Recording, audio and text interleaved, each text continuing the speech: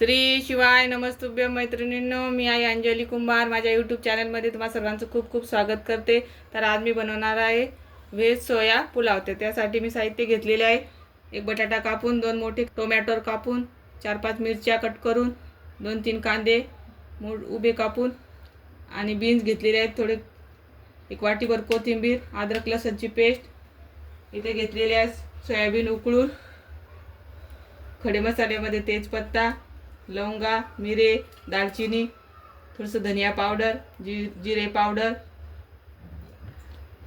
एक वाटी मटार आणि इथं घेतलेला आहे 1 चम्मच बिर्याणी मसाला, 1 वाटी फ्लावर। इथे मी बासमती तांदूळ घेतलेले आहेत, 2.5 फुलपात्र आहेत। तर चला मग आपण फोडणी घालून घेऊ। इथे मी तेल घातलेलं आहे। आता आपण याच्यामध्ये जिरे टाकू। जिरे छान तडतडले। आता याच्यामध्ये खडे मसाले घालू, हिरवी मिरची। आता याच्यामध्ये कट केलेला कांदा घालू। कांदा मस्त लाल कलर येईपर्यंत तळून घ्यायचा याच्यामध्ये। तर बघू शकता कांदा मस्त सोनेरी कलरवर परतला गेलेला आहे। आता आपण याच्यामध्ये बटाटे घालू।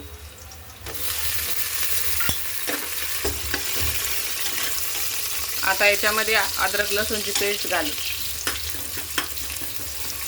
आता याच्यामध्ये कट केलेला टोमॅटो घालू। टमाटर 1 मिनिट भर परतून घेतले। आता याच्यामध्ये फ्लावर घालू।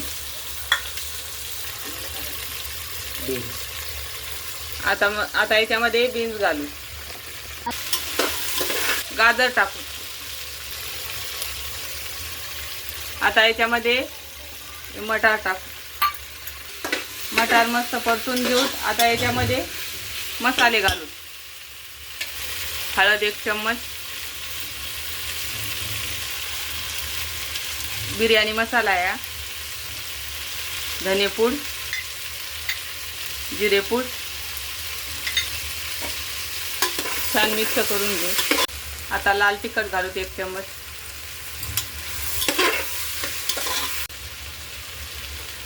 आता हे सोयाबीन घालू। हे छान मी उकडून पिळून घेतलेले आहे।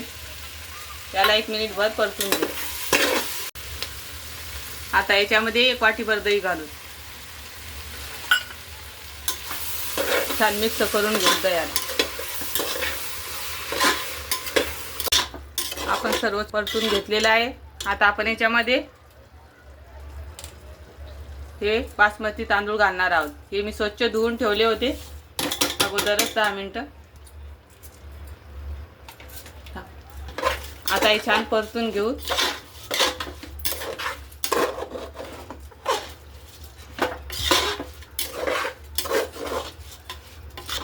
आता तांदूळ छान मिक्स करून घेतलेले आहे। आता आपण याच्यामध्ये पाणी घालू। मी इथे या फुलपात्रनं 2.5 फुलपात्र तांदूळ घेतलेले। आपण आता 1, 2, 3 फुलपात्र पाणी घालणार आहोत। तर आपण याच्यामध्ये चवीपुरतं मीठ घालू, कोथिंबीर घालू।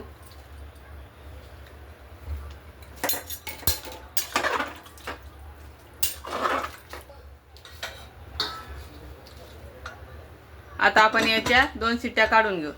तर इथे 2 शिट्टे झालेले आहेत। आपण चेक करू पुलाव कसा झालाय आपला बघू।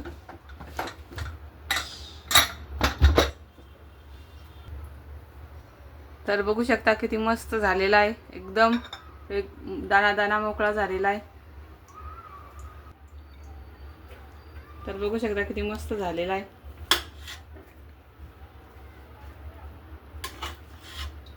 तर तुम्ही हा पुलाव